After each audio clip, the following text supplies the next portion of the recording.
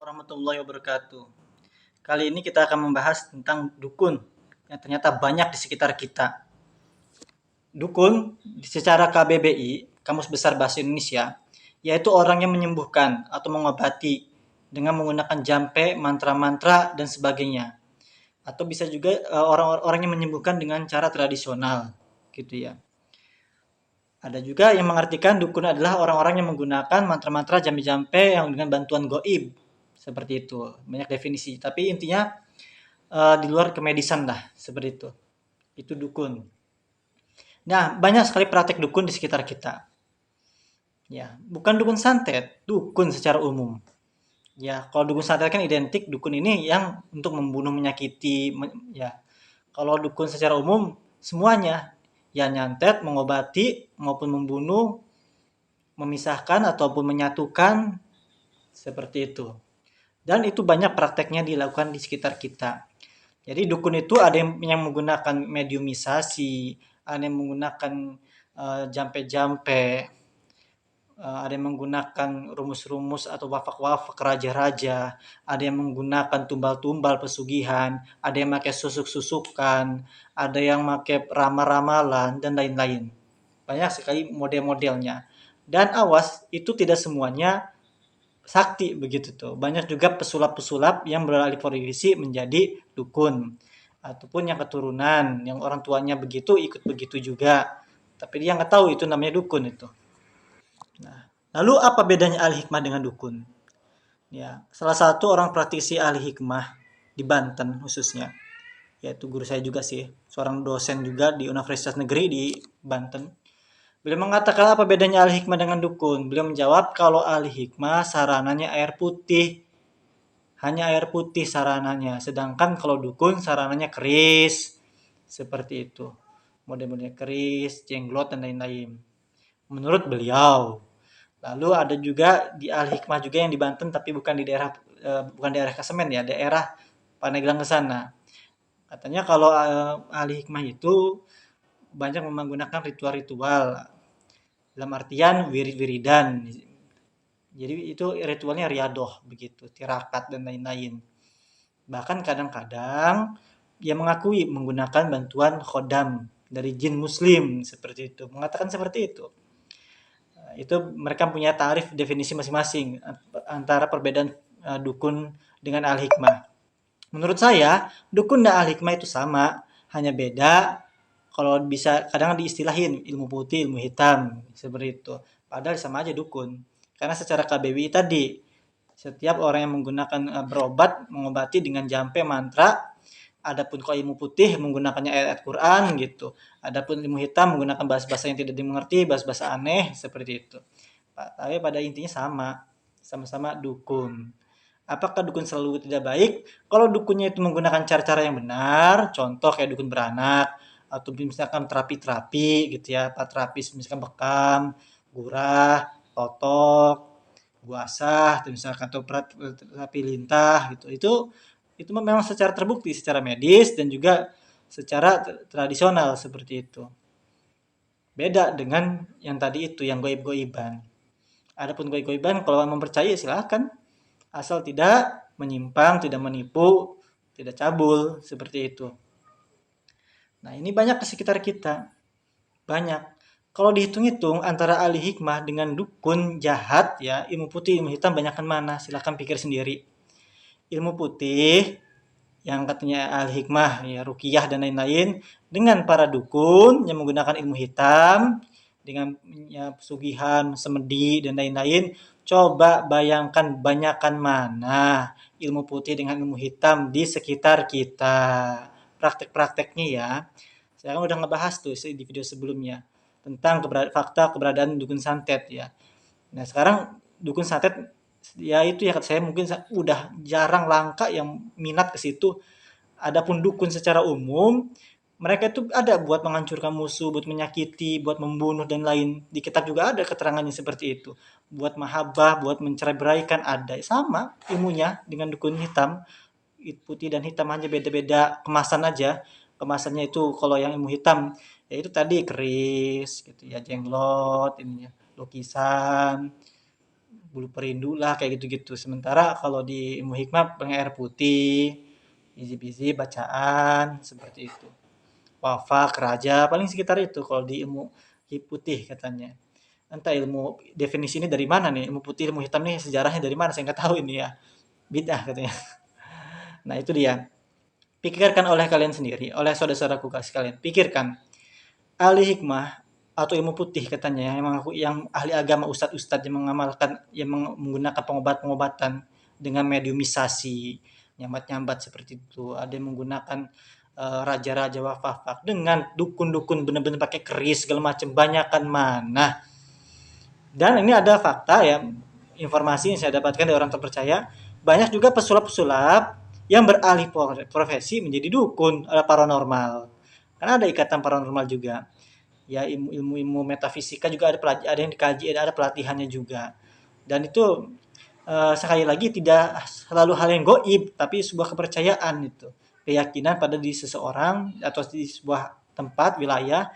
Karena ini di seluruh dunia pun sama seperti itu, ada fudo ya, ada macam-macam di seluruh dunia juga, ada di Mesir, di Arab, ada di Eropa Barat, ada Amerika, ada ilmu-ilmu kayak begitu. Sama, jangan-jangan mereka belajar dari situ atau dari wangsit segala macam istilahnya. Padahal itu sudah bisa ya secara ilmiah diilmiahkan. Nah ini gimana ini? Contoh ada orang kesurupan, lalu orang Kristen ya, orang Kristen kesurupan atau orang Kristen sakit yang katanya diguna-guna dan lain, kena sihir lah di orang Kristen nih, diobati oleh pendeta sembuh. Orang Buddha dia punya sakit katanya ini guna-guna, diobati sama biharanya itu sembuh. Lah kok begitu? Apapun agamanya bisa sembuh juga. Di Eropa tuh yang mayoritas umat Nasrani ya Kristen misalkan, atau orang-orang Israel, orang Yahudi, ketika dia sakit lalu dia pergi ke dukun di daerahnya sendiri gitu tuh, bisa sembuh. Bisa sembuh. Jadi ini maksudnya apa? Karena sebenarnya hakikatnya yang dia yakini itu adalah santet, sihir, padahal itu sebenarnya bukan seperti itu. Tetapi ini bisa pengaruh ketika contoh ya, kata-kata sugesti itu bisa mempengaruhi kesembuhan juga. Dia kasih semangat, dia udah yakin udah diruqyah, udah dikasih sembuhan, ditambah dikasih herbal dan lain-lain, bisa sembuh. Nah, seperti itu. Tapi bukan berarti saya tidak meyakini tentang kemukjizatan Al-Quran ataupun kitab-kitab yang lain. Bukan seperti itu. Sekali lagi, wa nunazzilu minal Qur'ani ma huwa shifaa'un wa rahmatul lil mu'minin. Ada ujungnya lil mu'minin. Ya, Al-Quran itu syifa bagi orang-orang yang beriman segala macam.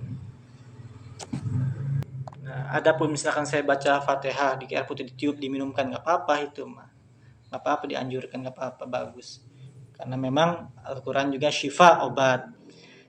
Tapi jangan sampai kita mengklaim ini wah ini nih, belum tentu juga. Saya pernah ya ada orang kesurupan, lalu saya nggak baca apa-apa, cuman saya reaksi ya udah seperti itu, bisa nyembuhin tanpa dibaca-baca apa-apa. Ya udah, karena dia udah takut dengan saya gitu tuh. Makanya kalau ada orang kesurupan, cari yang disegani atau ditakuti, suruh dia yang ngobatin, biasanya cepat sembuh itu. Dan jangan dikerubunin. Orang yang kesurupan tuh jangan dikerubunin, tinggal sembuh-sembuh. Dia biarkan dia sendiri, nanti dia sembuh sendiri. Sembuh sendiri. Bagaimana kalau ngejok-jok atau ngamuk-ngamuk gimana? Panggil orang yang ditakuti atau yang dianggap kiai, ustadz apa begitu. Sebenarnya tanpa bacaan juga bisa disembuhkan dengan sirset atau dia pura-pura baca apa, bisa itu sebenarnya. Nah, kalau memang itu abreaksi ya, abreaksi. Kalau misalkan kesurupan manjat tembok, jalan kaki atas loteng, nah itu mungkin bisa jadi, itu jarang-jarang sekali. Langka yang benar-benar kesurupan jin, itu langka sekali. Nah, seperti itu ya.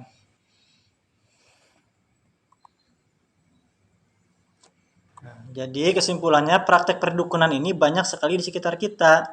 Mungkin dari orang-orang awam itu ya biasa, dia itu kayak kewajinan tuh apa itu istilahnya, semedi-semedian segala macam. Kalau orang-orang akademisi mungkin ranahnya ke metafisika ya, pelatihan metafisika spiritual seperti itu, ataupun sulap-sulap ya, master segala macam kayak gitu-gitu. Kalau misalnya di kalangan santri itu lewat kitab-kitab hikmah, ijazah-ijazahan.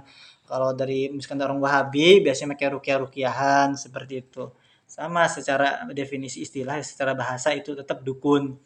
hanya beda-beda itu tuh. Dukun putih, dukun hitam, istilah kata sekarang ya, padahal sama aja mereka tuh dukun-dukun semua. Jadi praktek itu banyak di sekitar kita. Ya, saya ngomong dukun secara umum. Nah, tinggal kalian pikir sendiri. Ya dokter ya dokter yang belajar belajar perkuliahan bertahun-tahun dengan biaya yang mahal bisa kalah diklaim oleh para dukun seperti itu. Nah, saya nggak ngelarang. Yang saya larang itu ada hal-hal yang diharamkan seperti menyekutukan mempercayai kekuatan selain Allah, itu yang saya larang. Adapun kalau kamu berobat ke orang pinter ya silakan kalau orang dia pinter dan bisa. Karena apapun yang dicari adalah kesembuhan, bukankah seperti itu? Ya, barang ke situ mah sembuh nih, ke dokter nggak sembuh, ya udah silakan penting sembuh. Tapi awas ingat, sembuhan itu datangnya dari Allah. Seperti itu. Sembuhan itu datangnya dari Allah. Di ruqyah sendiri ketika memang dia penyakitnya medis, pasti dianjurkan minum herbal, habatus sauda misalkan, minum bidara, kan seperti itu, madu. Sembari diruqyah tapi dikasih herbal. Kalau buat medis, kalau non medis biasanya nggak diruqyah, dibacakan Quran saja sudah cukup. Meskipun secara ilmu lain itu mungkin adalah penyakit psikologis. Kadang psikologis ini dikaitkan juga karena histeria dan lain-lain. Nah, saya berkata begini karena saya sudah berpengalaman juga seperti itu. Nah, kitab-kitab hikmah itu saya sudah dapat ijazahnya. Saya sudah belajar, sudah pernah tirakat segala. Dari Mamba Ulusul Hikmah, Syamsul Ma'arif, Aufaq, ya Jahirul Ma'ah, Abu Falaki, Abu Masyar Falaki. Banyak sekali kita hikmah itu. Ya Qazinatul Asrar, ada mending, ada bagus. Jarobat juga banyakkan wiri dan bagus. Sirul Jalil segala. Itu kita hikmah. Ruqyah juga saya pernah belajar. Hipnosis nggak banyak. Nah, seperti itulah. Saya hanya sharing-sharing aja. Memang betul sekitar kita banyak sekali praktek perdukunan. Silahkan, saya menganjurkan kalau memang kamu nggak percaya dengan ilmu medis, kedokteran, maka gunakanlah yang ada di sekitar kita, yaitu dengan herbal. Madu, misalkan tanaman sekitar kita, itu luar biasa buat obat. Kalau memang kita nggak mampu, nggak bisa, dan masih percaya kepada orang yang kita yakini bisa, kayak misalnya para al-hikmah, ya silahkan datang ke mereka. Tapi ingat, niatnya itu mencari kesembuhan dan berharap itu datangnya dari Allah. Kalau misalkan nanti disuruh-suruh apa-apa macam-macam, suruh beli ini, beli itu, yang macam-macam, nah itu hati-hati. Tinggalkan, khawatir karena kalau kamu kena ketipu, kayak ada kan yang ngobatin dengan telur. Jadi penyakitnya itu santetnya segala dipindahin ke telur. Nanti telurnya berubah jadi hitam, ada pakunya, ada jarumnya segala macam. Nah itu hati-hati itu modus. Ada juga yang menggunakan kelapa, ditransfer ke kelapa, ada yang transfer ke ayam, ya kayak gitu udah sih lah. Jangan dipercaya yang seperti kayak gitu tuh. Bisa transfer sih, sakti amat gitu tuh. Itu hanya trik-trik dan lain-lain. Jangan terlalu mempercayai hal yang seperti kayak begitu. Ya, ingat zaman modern sekarang ini, para intelijen, BIN, Badan Intelijen Negara kita, para TNI, tentara kita, mereka juga mempelajari bela diri keilmuan kayak gitu. Dan mereka kenapa nggak ini gitu tuh? Tetap butuh senjata, butuh bom, butuh bela diri, seni bela diri mah. Tapi kalau yang tahayul itu, waduh, ini masih dipercayai.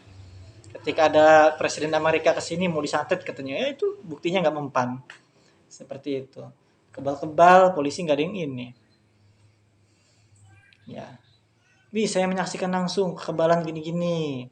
Coba nggak usah jauh-jauh ambil silet yang ada di rumah yang bisa motong bawang merah, bawang putih. Itu yang pisau dapur tuh coba diiris. Nggak bisa kalau lagi nggak marah mah, harus makin marah dengan marah suci segala macem. Pasti ngelesnya macam-macam, kamu kurang yakin, kurang sungguh-sungguh. Padahal nggak gitu juga. Nabi aja rontok giginya, coplok giginya, berdarah. Masa kamu saktinya ngelebihin para nabi seperti itu? Para wali juga nggak bisa memamerkan kesaktian. Debus itu, nah itu kan pertunjukan. Hanya pertunjukan itu kan hiburan. Dan itu mereka ada rahasianya, kuda lumbing segala macam itu kan kesenian itu tuh. Jangan sampai kalian menganggapnya itu nyata. Bahkan saya kemarin tuh ya fatwa waktu ada acara The Master tahun 2000-an itu. yang pesulap itu. Sempat di Jawa Timur kan mengharamkan acara tersebut karena menganggap itu memang ada bantuan jin. Iya, pesulap-pesulap itu benar-benar karena khairul adah. Karena benar-benar di luar daripada kenormalan, dibakar nggak kebakar, nggak kepanasan, nggak kebal seperti itu yang ditunjukkan oleh limbat segala macam. Padahal itu kan hanya trik, ada alat-alat khususnya, ada alat-alat perdukunan juga, ada alat sulap segala. Karena para kiai itu waktu itu nggak tahu, nyangkanya memang bantuan jin, makanya berfatwa haram, haram, yang nonton juga haram karena mengiyakan kekuatan di luar. Padahal yang mengiyakan mempercayai siapa? Dia sendiri malah para kiainya malah percaya tentang dia bahwa itu pakai goib. Itu dia juga yang haram berarti. Iya. Karena dia mempercayai dia itu pakai kekuatan goib, jin dan lain-lain, para pesulap itu, maka mengharamkan acara tersebut. Termasuk orang yang nonton karena mempercayai kekuatan tersebut. Nah, padahal kan nggak kayak gitu. Itu kan hanya hiburan. Bahkan tuh langsung di ini ya sama tim RCTI waktu itu ya. Diklarifikasi katanya ini kalau memang ini datang para kiainya datang ke acara tersebut, lihat langsung di balik layar gitu tuh. Pakai apa biar nggak menyangka ini dari goib gitu. Ini hanya pertunjukan dan itu nggak dipantang untuk membuka. Dan memang ada sekarang ini yang mulai ya pesulap tuh bertopeng yang suka ngebongkar-bongkar trik-trik sulap itu kan. Itu kan hanya trik-trik sulap tapi dianggapnya beneran gitu tuh. Ya karena mereka tidak mengetahui dan yang bukan bidangnya. Jadi menganggapnya seperti itu. Jadi terlalu ceroboh kalau kita memang ngomongin masalah hal kayak gitu, sementara kita belum mendalami ilmunya. Lebih baik kita diam seperti itu. Saya berani bicara dukun gini-gini karena saya pernah mendalaminya gitu. Walaupun saya merasa nggak hebat, nggak pintar kok. Nah, sekian karena saya juga seorang penerapi, seorang peruqyah juga, praktisi hikmah juga, santri juga. Saya juga punya murid-murid begitu. Nah, yang intinya adalah kalau ada yang sakit, pertama-tama adalah baca berdoa kepada Allah, baca bismillah, Fatihah, ayat kursi, Falak bin Nas yang diajarkan oleh Nabi bagi umat Islam ya. Boleh ditiupkan dengan air, boleh pakai madu dan lain disinergikan boleh, bagus. Nah, setelah itu baru memang kalau belum ini berlanjut baru beli obat di warung-warung. Atau begini, sakit kepala panas, kita beli obat-obatan di apotek atau di warung. Sebelum minum tentu baca Bismillahirrohmanirrohim gitu. Sebagai umat Islam itu kayak gitu. Karena sebenarnya obat ini tidak akan pengaruh tanpa izin Allah. Seperti itu makanya ketika apapun obatnya, baik medis ataupun non medis, baik menggunakan terapi ataupun memakai kimiawi atau bahan herbal, jangan lupa membaca doa atau baca ayat-ayat Al-Quran, minimal Fatihah seperti itu. Ya, karena yang menyembuhkan penyakit adalah Allah Subhanahu wa taala. Jangan sampai kita memfitnah dan lain-lain. Ya, cukup sekian basa-basi yang gak penting ini. Mohon maaf segala kata. Wassalamualaikum warahmatullahi wabarakatuh.